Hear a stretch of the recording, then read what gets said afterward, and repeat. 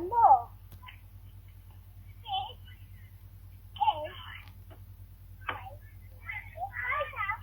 And I'm going home now, so goodbye to all my friends. I'd say I've always done social media without even realising what it was. I always videoed myself. I was always on a camera.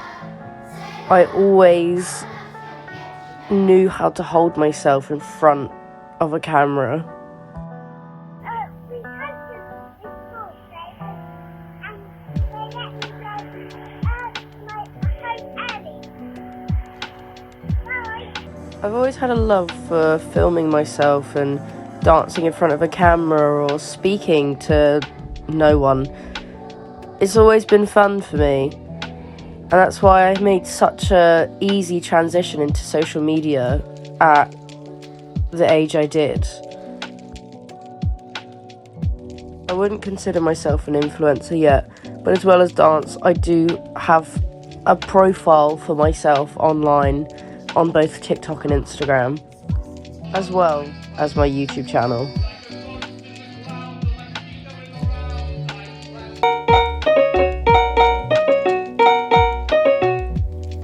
I know how I feel about myself on social media, but I've always wondered how other dancers feel about themselves.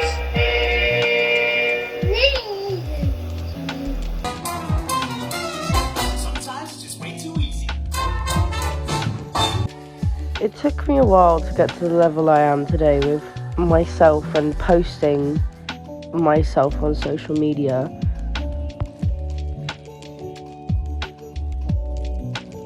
In the world of social media, you're just a tiny little fish in a huge pond.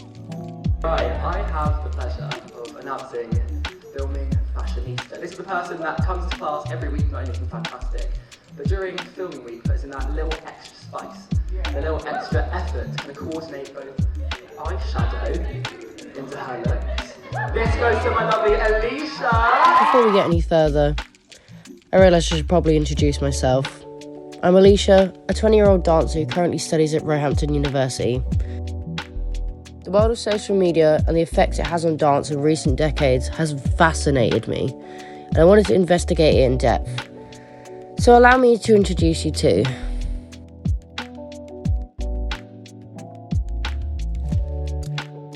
Before looking at everyone else, I thought I would deep dive into my own social media. I started social media when I was young, with my parents running my account. I never posted my dance back then. It wasn't really a big thing for us young dancers like it is now.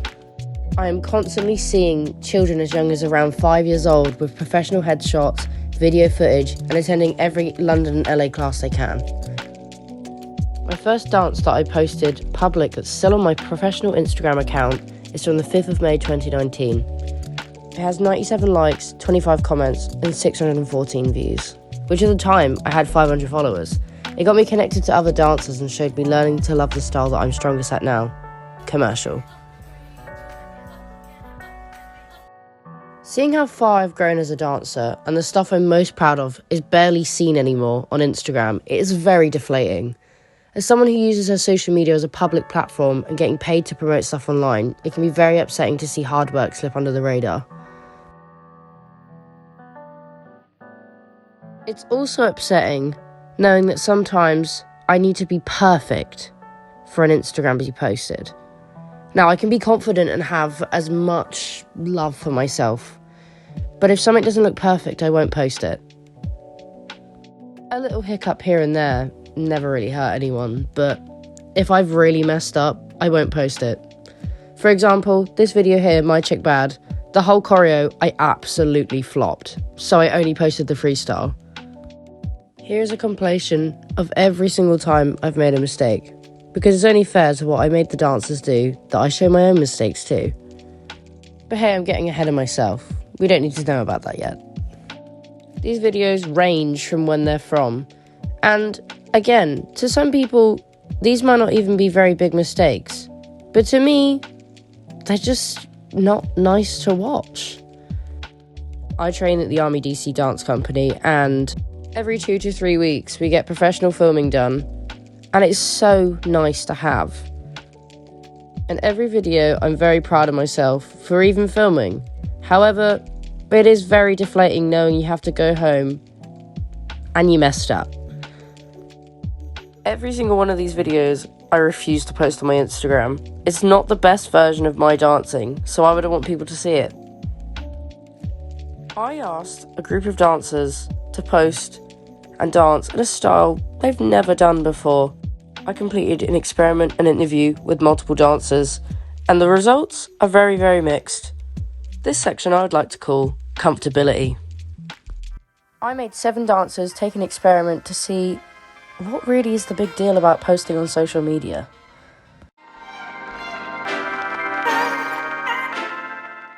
So I don't post on my personal account for dance, but I do post on my private account for dance.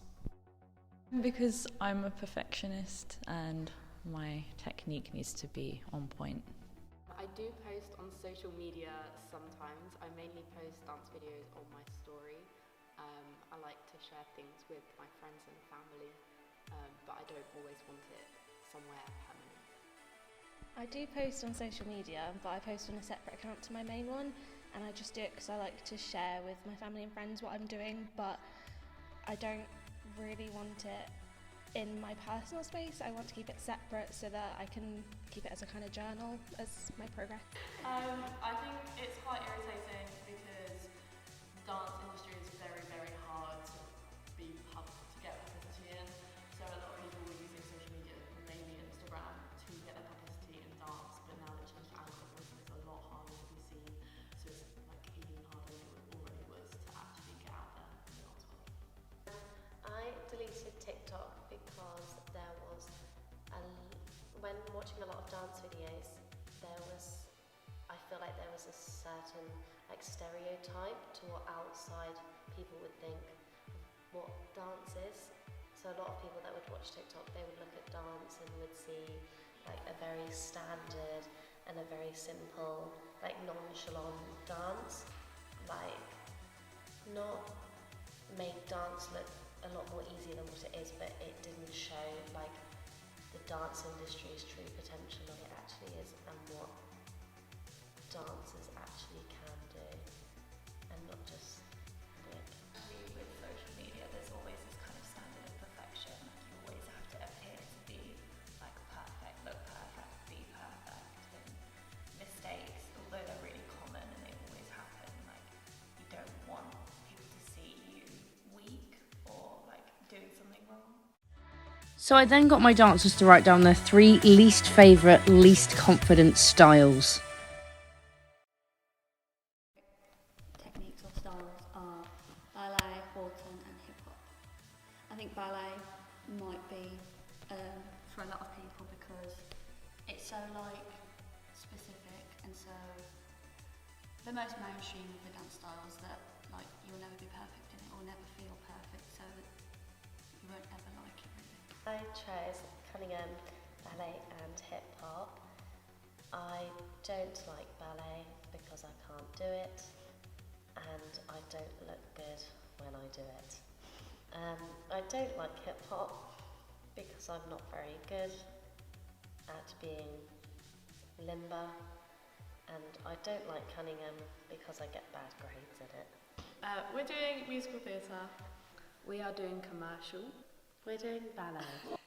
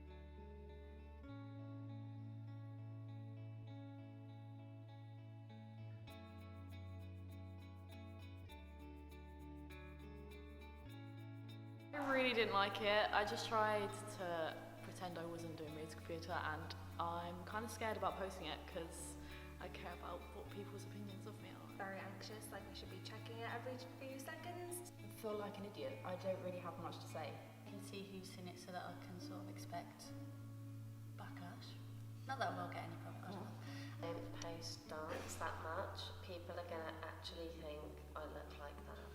I felt and feel very, very vulnerable because I only post if I like what I'm doing and I wasn't happy with what I was doing. Very much first-hand embarrassment, to be honest with you. When it's no longer on my story, I feel like I need to post another dance of something that I am very proud of, just to prove to all these people that I'm not an embarrassment and I'm in this degree for a reason.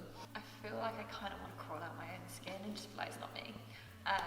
But it's mainly because I rarely post on my Instagram. Like, I've literally not posted anything this year at all, not even a story. So this is the first thing that I've posted this year, and it's something where I'm not looking great, and I can tell I'm embarrassed. I care about what people think too much. Yeah, I just care about my image and what I look like on social media. So. I wouldn't post it again because I didn't feel good and I didn't look good, and it's not my usual style, so I don't want it like associated with me. I feel like when you tell people that you dance, they automatically expect you to be so perfect and looking amazing every single time you post, and then to post something where you don't look or feel your best is like the most awful thing ever, and people are going to think that you're rubbish, which, you know, you kind of are because you don't like that style, but, you know, you lose that control over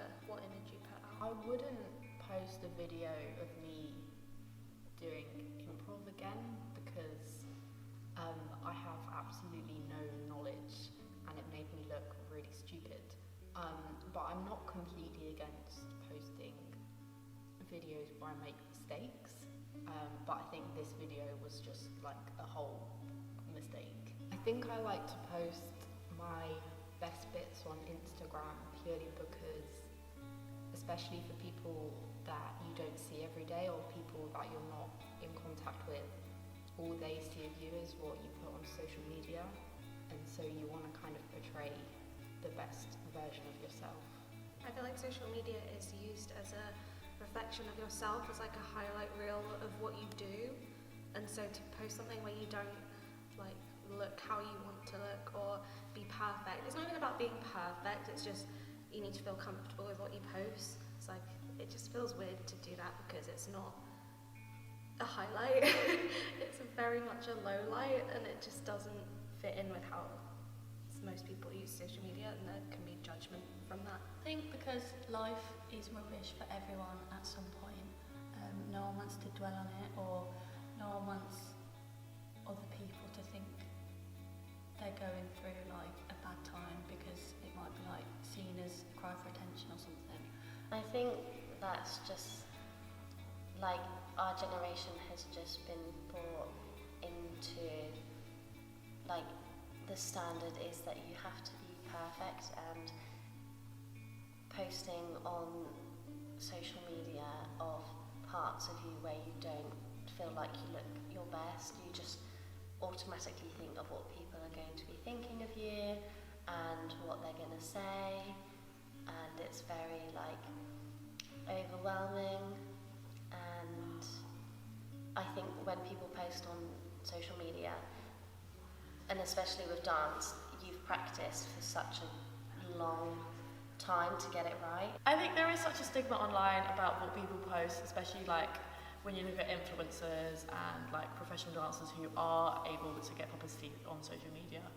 And like, as silly as it sounds, I feel like I have something to prove when I'm posting. I think because I don't really post anything, I've not posted really any dance to my public page, so it's like, this is me, but this is not me. You know, and I think especially with not practicing or there being any routine, it's just, yeah, the vulnerability is there, and I don't want people to see me in that way.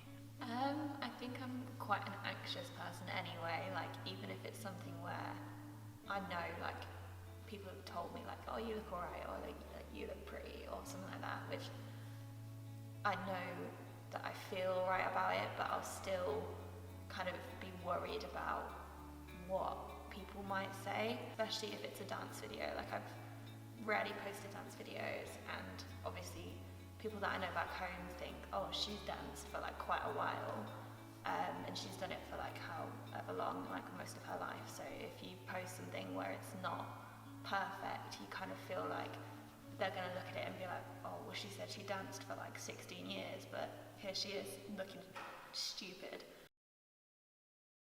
This is Lucy Turner, and today I'm going to be interviewing her on social media and the effects it's had on her dancing.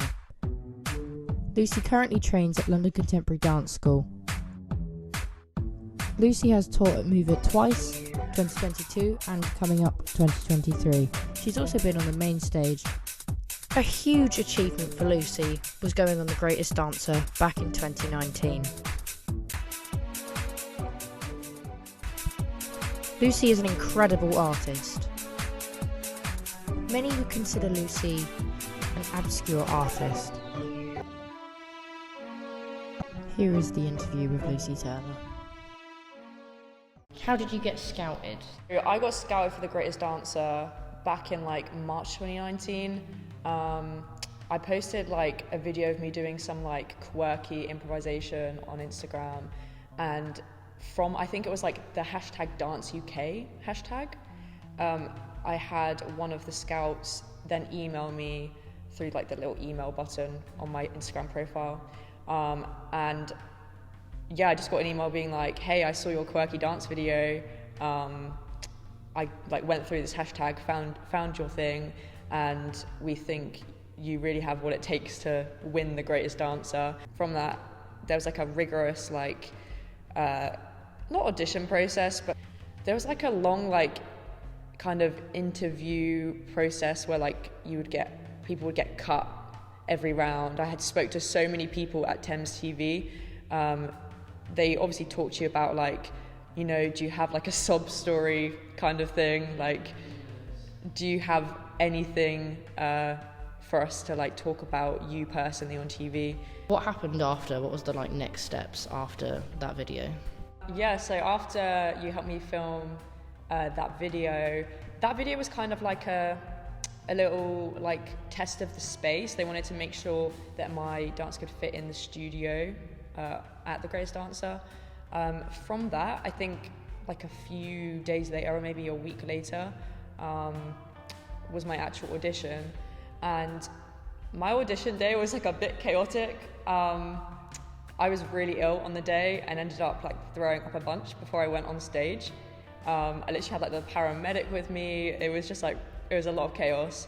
But I did really like enjoy the whole experience of it. My actual audition just went by like so quickly. I remember thinking the floor was so slippery. When I walked out on stage, I was then really paranoid I was going to throw up or like slip on stage. I ended up getting like 74 point something %. And if you get 75%, that's when you go through to the next round. And I was actually like a couple like points off. Like if one more person had like voted for me, I would have like gotten through. And so I remember all I remember is like I came off backstage and I was like, oh, I felt like that went really badly. And then all the producers were like, you actually the closest to get through like this entire competition, we're really sorry kind of thing. But it's a very interesting experience because I feel like it went by so quickly and I don't remember a lot about what happened. To follow up from that, you keep your account very professional and you post dance videos and not the other stuff like most people do on their Instagrams. Do you think because of how you handle yourself on social media is to one of the reasons of why they picked you as well as your talent? Yeah, so definitely. I think using my Instagram as like a business page to attract jobs and people to see my works, I think that was a big part in them really rooting for me to be on the show. It was like my own kind of like digital portfolio, and so they could see I could do other styles of dance. They could see multiple videos of my dance style as well, and I think that really influenced them to want me to be on the show, because the show, the year that I did it, they had all the contestants do different dance styles later on in the show when it came to the elimination rounds. And I think because of that, they thought that I could go like quite far in the competition. I also think that because my mum was like a big influence on me growing up, of like how to write emails to people and how to connect with people, just in general, like not on social media, but I really managed to translate it to social media. And so all of my interactions with the scouts, they said to me, oh, we're really blown away by like your professionalism, and just how you kind of like sell yourself as a package, like through social media and then via email. And so I think that was also something that played a big role. So next I have a question about TikTok. Do you think it's changed the opinion on dance as a whole and how people perceive quote unquote professional dancers? I'm so glad that you asked that question, because I have so many opinions about it. I feel like TikTok completely like ruined the way that proper dance is perceived. That sounds very judgmental of TikTok dances, because it's great because they're really applicable, like anybody can learn a TikTok dance. But then it completely destroyed like true authentic dancing. For example, like Jade Chennoweth, millions of followers on Instagram, one of the most popular dancers. She's had so many videos go insanely viral on Instagram, on YouTube, and she puts the same videos on TikTok, and because it's like a 9:16 ratio screen, everyone's like, oh, you're doing too much, there's too much energy in this, like, oh, maybe you should tone it down. And everyone on TikTok feels like they can share their opinion on it, because they know what dancing looks like, because they see people on TikTok doing TikTok dances, but they don't actually know what goes into being a dancer. After conducting the first experiment, I decided to make less people, less tasks, and see if it changed anything. I wanted the dancers to feel comfortable with being uncomfortable. Here is the second experiment. Occasionally, I think it depends on how I feel and how confident I feel in that video. I follow a lot of people on Instagram to do with dance, and they post quite a lot, so I think it depends on confidence, and especially confidence that day to when I post. I don't post on social media. If I do, it's like a story, so it's only up there for a limited amount of time, because if it's there for a fixed amount of time, or like stays there, I can go back to it and watch it and realise, no, I don't really like it, delete it. So I've only posted one video, and the reason I don't post is because I don't record myself in the first place.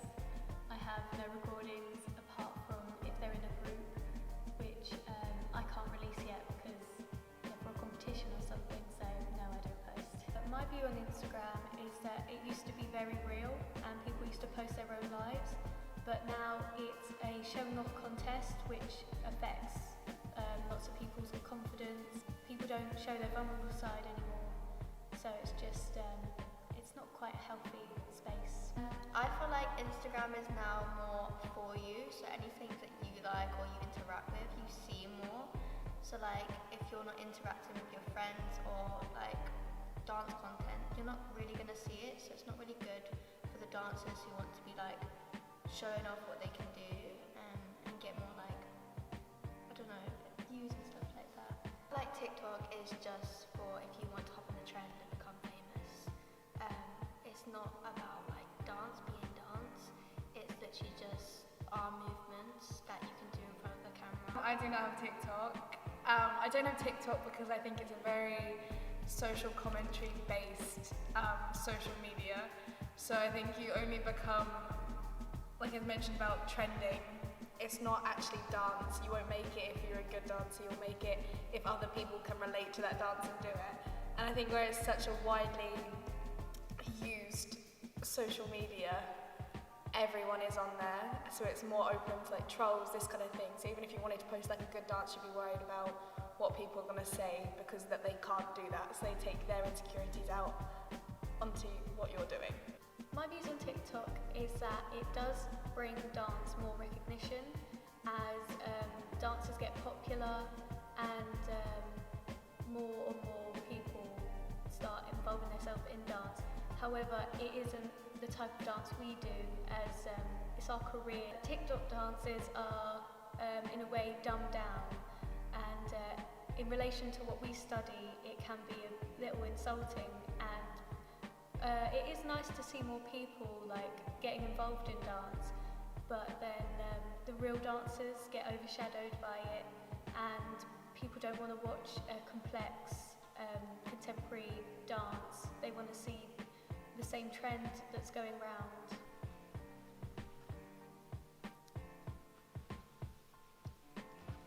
So my strongest dance style is acrobatic arts. I've had a lot of training in it, so I feel quite comfortable when I move. And my least favourite style is commercial improv. I don't like performing something that I have not practiced or like been taught. I like to follow someone and like have time for the movement to like come into my body, so I can practice and make sure it's perfect. The dance style I am most confident in is contemporary because I have a ballet background, and I feel I can express more with contemporary. You can let loose and everything is accepted. I'm not so secure in commercial improvisation because I'm not familiar with the style enough to be able to improvise and come up with it on the spot. I need security and to be told what to do.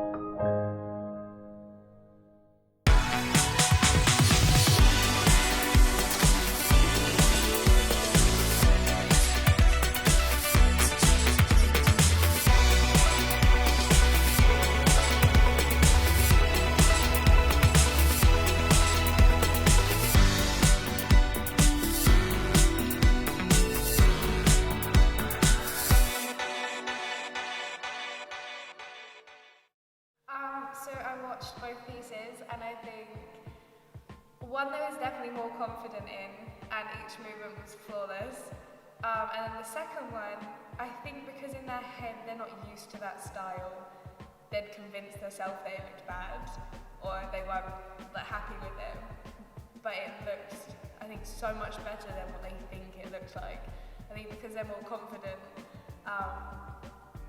in one style, and they're secure in that, and they know they look good, it was easier to perform as well as add technique. Whereas I think with the second one, they were concentrating too much on making sure that it fit within the technique style, that they were worried about it. If I had the choice to post it or not, I wouldn't post it because how I view myself, I'm not confident in that dance style.